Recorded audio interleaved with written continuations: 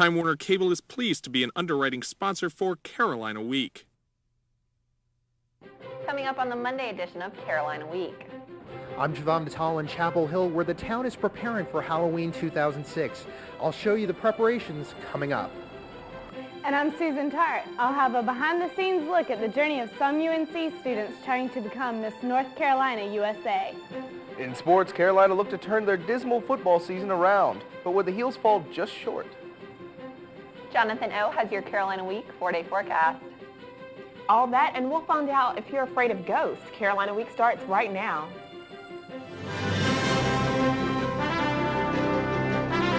From the School of Journalism and Mass Communication at the University of North Carolina at Chapel Hill, this is Carolina Week.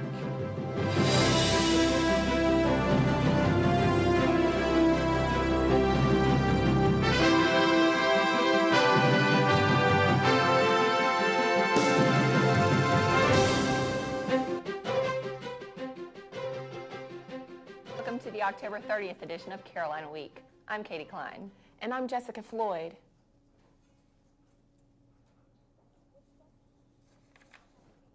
Carolina Week reporter Javon Batal joins us from Franklin Street to explain the steps the town is taking to prepare for the madness. What's going on out there, Javon? Well, Jess, I'm out here on Franklin Street, where in less than 24 hours from now, the biggest costume party of the season will be taking place in the area behind me. But don't let the calm look of the street fool you. The town and authorities are preparing for this year's Halloween celebration.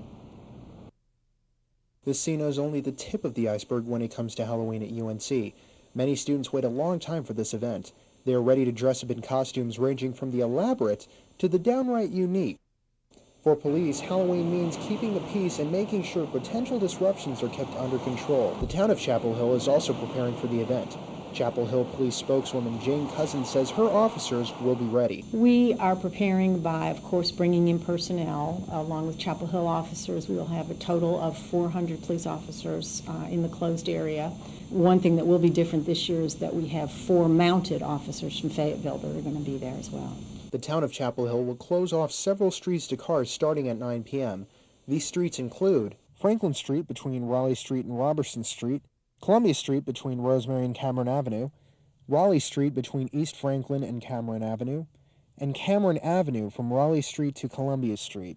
The P2P shuttles will run during their normal hours, but there will be some major route changes. The buses will run in a clockwise direction and routes will change due to the closed streets. In addition, the P2P will not serve the following stops on Halloween night: Swain Hall, Granville Towers, stops along Franklin Street or Rosemary Street, and stops along Raleigh Street north of Cameron Avenue. So be sure to plan your routes and time accordingly. The bottom line is that officials are hoping that everyone in the area will have a safe and a happy Halloween celebration. Jess? So, Javon, with all the people coming to Chapel Hill, how will traffic and parking be affected?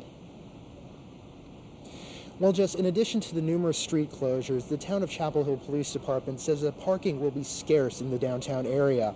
All vehicles parked in and around the area will be towed beginning at 6 p.m. However, parking will be available in town parking lots, as well as the park and ride lots in Carborough and Chapel Hill. Shuttle bus service will also be available to and from those lots. On campus, some lots will be available for general parking.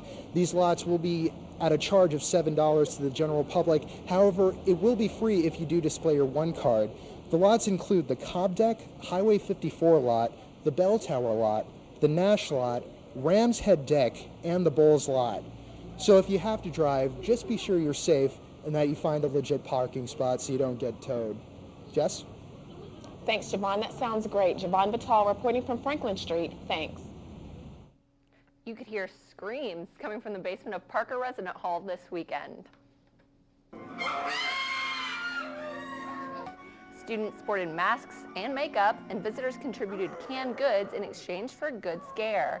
More than 150 people braved the zombies and demons as they snaked through the scary maze. It was freshman Marissa Spruill's first time in a haunted house. So I'm really freaking out right now. I've been down here for a while because the first time I came down here, I didn't go in because I was too scared, but now I'm going to go in. Needless to say, Spruill survived. The donated cans went to a homeless shelter in Carborough, the Interfaith Council. Halloween is always an exciting time in Chapel Hill, and for many, this holiday got off to an early start. On Thursday, students tested their creativity by carving pumpkins in the pit. The process got a little messy, but that didn't stop anyone from trying to come up with the best design. The Carolina Union Activities Board sponsored the contest. It was a fun way for students to hang out and enjoy pre-Halloween festivities before all the madness starts on Franklin Street.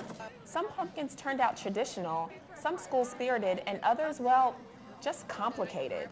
Student David Steele says a little Tar Heel pride influenced his design. Well, it was either this or Roy Williams, and I couldn't really do Roy Williams. I'm not that good. So I decided to kind of model it after the Dean Dome floor since I'm a basketball fan, like everybody else at Carolina. The winner of the contest will receive a gift certificate to student stores and the title of Best Pumpkin Carver. Halloween brings more to Chapel Hill than tens of thousands of people. It also brings a lot of money to local businesses.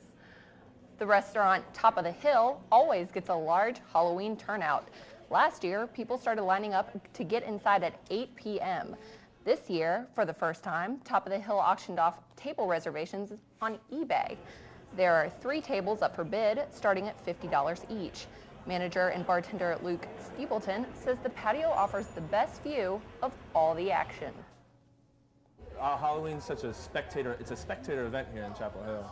And you get to sit there and watch, look down on all the costumes and everything like that. The most expensive table went for $100. Half of the money will go to charity. If you'd rather have a treat than a trick, then you would have loved the extra large treat that was unveiled this weekend. On Saturday afternoon, people gathered outside the Gourmet Market's southern season. The smell of pumpkin floated through the air. The aroma came from the world's largest pumpkin cookie baking in a specially designed oven. The Immaculate Baking Company teamed up with Southern Season to bake the supersized dessert. The 10-foot wide cookie weighed in at 500 pounds. Once it was unveiled, people had to line up to buy pieces to take home. Organizers say there's more to the cookie than just the taste because of all the money that goes to charity. Homecoming candidates showed their Halloween spirit in the pit today. Now you can pick your favorite homecoming candidates and their scarecrows. It's almost time to vote for homecoming king and queen, but this year things will be a little different. All candidates made scarecrow versions of themselves and put them on display in the pit. Scarecrows varied in shape, size, and style and reflect each candidate's personality. Candidates hope that the scarecrows will increase voter activity for the election on November 7th. The campus was a pretty busy place this weekend when parents and families came to the UNC for the 2006 Family Weekend. We'll show you how one UNC student chose to welcome her parents to UNC's campus.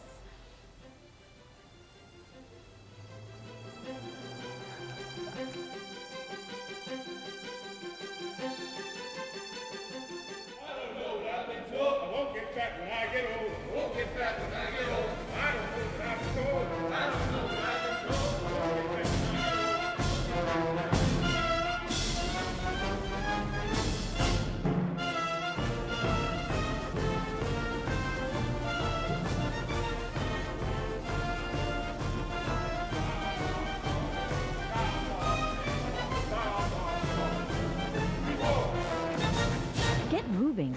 See what a 10% weight loss can do for you.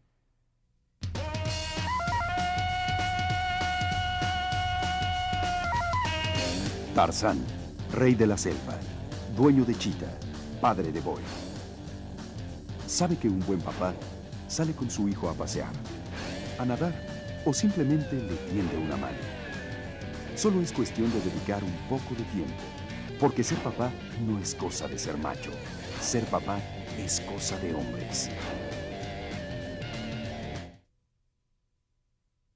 Family Weekend is a time for parents, grandparents, and other family members to experience life at Carolina. This past weekend, Carolina Week reporter Janelle Henry was there to follow one family to all the festivities. Tar Heels opened their campus for the family to give welcome and to show that everyone has a UNC. UNC student Katie LaFleur was excited to show her parents. I feel like it's home, and so I'm excited that my parents are here and I can show them the place where I am now. The LaFleur family looked into UNC's study abroad programs, learned more about campus life, and time just to enjoy the campus. The family explored the cultural side of UNC by checking out the art exhibits at the Ackland Museum. Meanwhile, other families enjoyed the barbecue in the pit and got all decked out for the football game. Later, student groups wowed families with their voices, skits, and dancing. And of course, no Carolina gathering is complete without a good old-fashioned sing-along.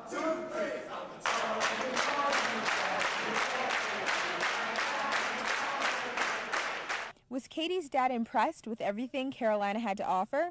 I'm just very excited that my daughter has the opportunity to go to school here, and I know she's going to love it.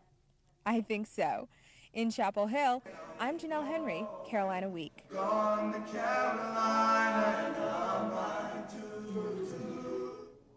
People of all ages enjoyed the event, and organizers say Family Weekend 2006 was a huge success. Many young girls dream of becoming a beauty queen, but few make it to the state level. Carolina Week reporter Susan Tart joins us live from the studio. Susan, what does it take to win the crown? Katie, some women pay a high price for beauty. I went backstage the Miss North Carolina USA pageant to see what it's like.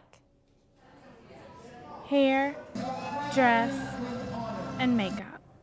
For many young women, playing dress-up isn't a game. It's their hobby.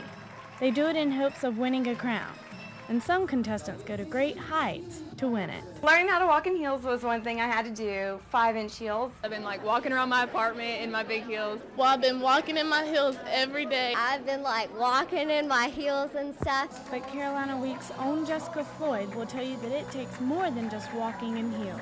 The hardest thing was probably just trying to prioritize everything, and I didn't have, time to waste on AIM or Facebook or anything like that. I just had to make the most of every hour of the day. UNC grad student and pageant competitor Brooke Hackman agrees. It's a lot of hard work. Most people just think that we walk across this stage and we have naturally beautiful bodies and, we all just know how to do our hair and it's so easy. It's not. So what do they do and what are their secrets? I put Vaseline on my lips. We tend to spend several hours a day in the gym. Yes. We spray the bikinis so they stick and because you don't want to be walking out there with a wedgie. Several women also hire interview coaches for fear of being caught off guard on stage. But they also have other fears. A wardrobe malfunction. That's it. That's the worst thing that could probably happen. Boobs falling out. Fake boobs falling out. That I'll sound like a frog up on stage. Not making the top 15. Only the top 15 went on to compete for a second night, but all the women took part in the opening number, which matched this year's Asian theme. In ancient Asia, ringing this gong would have brought one good fortune. And after months of preparation and hard work, many of the contestants hope it will do the same for them. But only one is fortunate enough to be crowned. For our Jessica Floyd, that meant getting first runner-up. She admits the feeling is bittersweet. I'm happy and disappointed. I did come here to win, but everything happens for a reason, and God always knows what's best. So I'm happy with the outcome. If for nothing else, those who didn't get crowned got to do something the Queen didn't get to do. Eat. Oh my gosh, I'm gonna eat fattening food. We're gonna drink the maple syrup and have Coke. Even if it doesn't taste sweet. That's right. Eat a hamburger with lots of cheese and anything else. Oh, French fries, pizza, anything fatty and greasy and full of calories. The winner, Erin O'Kelly, is a student at NC State and will compete at the Miss USA pageant next spring. Wow, it looks like those girls put in a lot of hard work. Susan Tart reporting live from our studio. Thanks, Susan. Well, the weather looked quite different today than last week. And weathercaster Jonathan O joins us live from the steps of Carroll Hall. What can we expect for Halloween, Jonathan?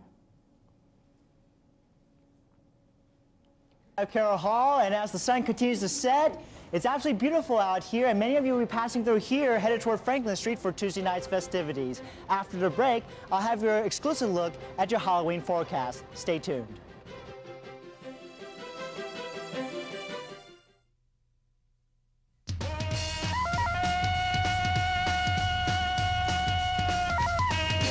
Tarzan, Lord of the Jungle, King of the Apes, Father of Boy. He knows what it takes to be a dad. You go for a ride, you take a swim, you hang out. All it takes is time. Hey, it doesn't take a hero, but it takes a man to be a dad.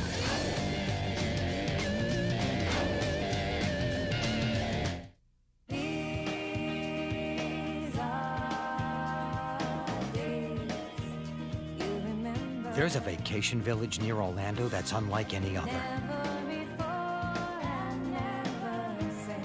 It's called Give Kids the World. It brings a week of joy to children with life-threatening illnesses, and it's absolutely free for their families. Call Give Kids the World or log on, and please, help give them a time to remember.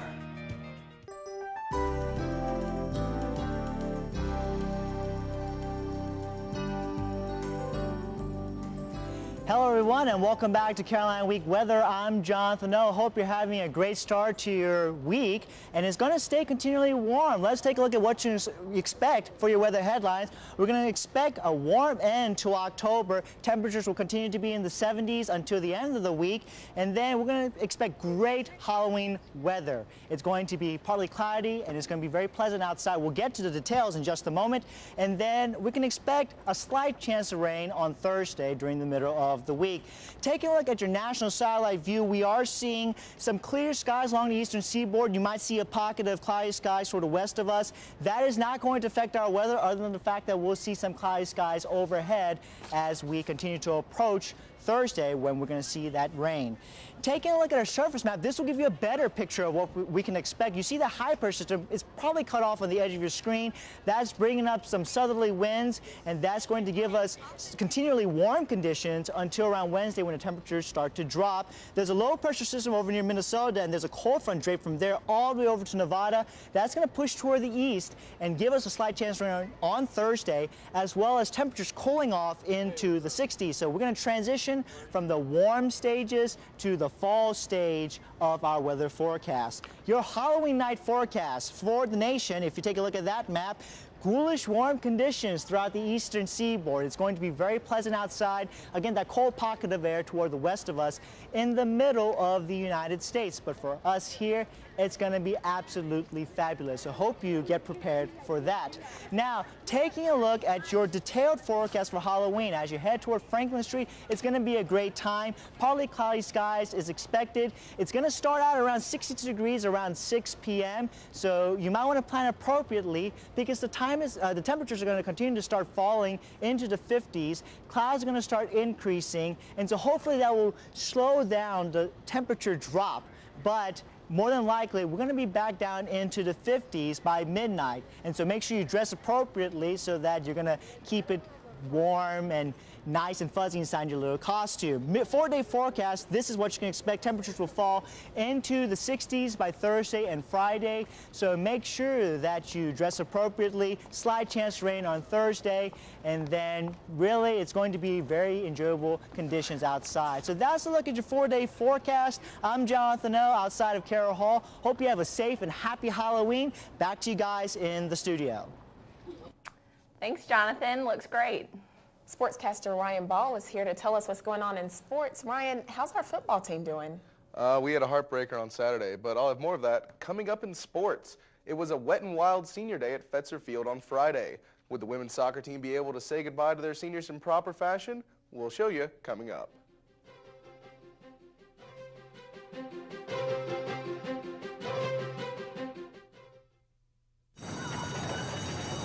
What's wrong, Mrs. Jenkins? Oh.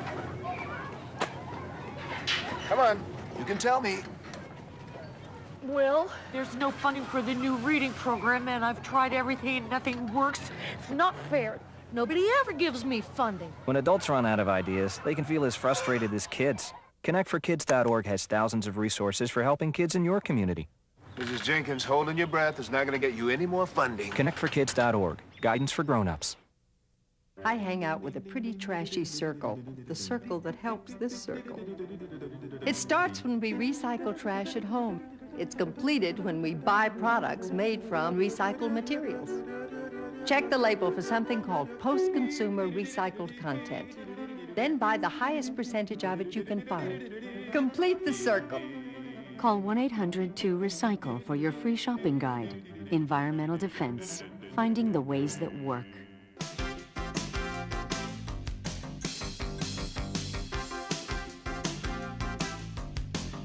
Welcome back to Carolina Week Sports. I'm Ryan Ball. The football team may have a lame duck coach, but here at Carolina Week, we stick to our entire staff through the entire season. Right? The football team was looking to turn around its misfortunes on Saturday as they hosted 24-ranked Wake Forest. Reporter Jerry Simmons has that story. Carolina came to Kenan Stadium ready to play Saturday. The nice weather and excited fans meant game time. The Tar Heels faced nationally ranked Wake Forest, number 24 in the AP poll. After UNC's first touchdown, North Carolina held its own for 3 quarters. The Tar Heels executed some defensive plays like this quarterback sack and played a powerful running game equipped with a smooth 2-quarterback system with Joe Daly and Cam Sexton rotating every third series. The Heels led 17-14 at the end of the third quarter, thanks to 117 rushing yards and a touchdown by running back Ronnie McGill. Even after Wake scored 10 points to start the fourth quarter, the Heels had a chance. With 41 seconds left, Daly hit Hakeem Nicks down the right sideline for 44 yards, and the crowd roared. But not for long, because the Heels would get no closer. On 3rd and goal from the 6, Daly tried to find receiver Jesse Holly in the end zone, but the ball ended up in Abbot's hands. Coach Bunting said this was a tough loss. Well, we're close in a lot of different ways. Close is not good enough in this this thing called Division I football. It's just not good enough. With a 1-6 record and the recent dismissal of Coach Bunting, the Heels were looking for their first ACC win. Jesse Holly says the team has to move past Bunting. The situation happened. We dealt with it. It's over with now. We have to still play football. The game still goes on. You know, whether I'm here, whether he's here. Defensive tackle Kendreas Scott says UNC's team is physically prepared. We already know that we can run with anybody in the ACC, Big 10, Big 12, any conference. We want to get mentally prepared. That's our biggest thing. UNC will need to mentally prepare before they travel to face top 10 Notre Dame this Saturday. In Chapel Hill, I'm Jerry Simmons, Carolina Week. If the Heels thought that Wake Forest was tough, it's only going to get worse. On Saturday, Carolina travels to South Bend, Indiana to take on the 11th-ranked Notre Dame. Be sure to tune in Wednesday for a preview of the game against the Fighting Irish. Friday night saw the end of an era for Carolina women's soccer as they said goodbye to Olympic gold medal winner Heather O'Reilly. Mother Nature crashed the party. 17 minutes in, it's rainy, it's wet, but Jamie Gilbert calls down the thunder from outside. Watch her take this shot, putting ahead UNC 1-0. Still in the first half, 3-way collision inside the box. Rodenbaugh back on her feet, blocking the Wake Forest shot, one of her 5 saves on the day. Watch this next one closely. Final seconds of the first half, Tobin Heath, chasing the ball, trips on Wake Forest goalie, falling the way only soccer players can. She did not draw the foul and is just fine. Heels win 4-0. The Tar Heels are the number 1 seed in the ACC tournament. They defend their title Wednesday at noon against NC State. With a very young team, including a true freshman at goalie, the field hockey team has a rough rebuilding year. On Saturday, the Heels dropped their 3rd in a row to rival Old Dominion. The 3rd-ranked Monarchs outshot the Heels 13-6, with freshman Brianna O'Donnell notching 8 saves. Moving on to Sunday's game against Radford, 9 minutes into the first, UNC up by 1. The ball is knocked around until Elise Davids finds the back of the net. Then Liz Morris finds Jessie Gray, who puts it right past Radford. UNC up 3-0. Next up, UNC's favorite Canadian, Karen Mann, passes it to Liz Morris, who finds the back of the net again. From a corner, Britt Van Beek takes the shot, and Jessie Gay gives it a little bit. It needs to go in. UNC dominates Radford 6-1. The women's volleyball team faced Virginia Tech on Thursday night. The Heels started out strong against the Hokies with many tough points during the 4-game match. Ball hanging on the net. Both teams realized the importance of each point and fought hard to win every one of them. UNC kept each game very close, but Virginia Tech had more luck getting the ball back over during the net during rallies. Even a little coaching and some teamwork could not get the Tar Heels back on the path to victory. UNC made a strong effort, but lost to the Hokies 3-1. After losing to Virginia Tech, the other ACC school from our neighbor to the north came to Carmichael, but the result was the same. Brianna Escola had a career-high 39 digs, and Ingrid Hansen-Tuntland hit a career-high 538. Carolina still falls to the Wahoos 3-2. The cross-country team wrapped up its ACC season in Charlottesville, with Carlisle Cup points on the line. The men's team finished 8th and the women's team finished 6th, but Duke finished ahead of the Heels in both competitions to give the Blue Devils both cross-country points. Carolina now trails Duke 1 to 4.5. Well, hopefully Carolina can come back. Hopefully. We've got a couple points left in the season. Try to make a rally. Sounds good. Thanks, Ryan. Chapel Hill is famous for its Halloween parties, but did you know Orange County is known for ghost stories too? I sure didn't. Carolina Week went to Hillsboro to find out what all this screaming is about. I'm Ashley Perryman. Hillsboro is no stranger to fantastic stories, but are any of these ghostly legends true? We'll find out.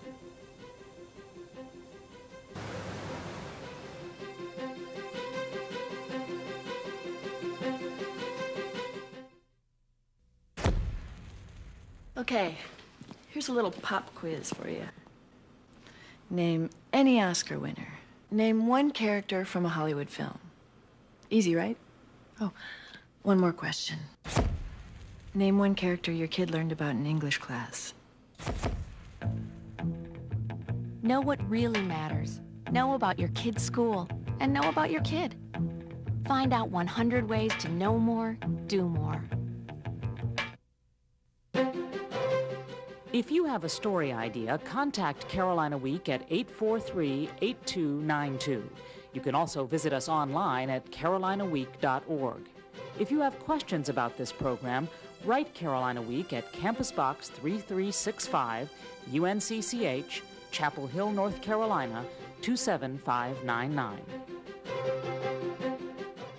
It just wouldn't feel like Halloween without a few ghost stories. And Carolina Week reporter Ashley Perryman takes us on a tour to Hillsboro and shows us the scarier side of a normally ordinary town.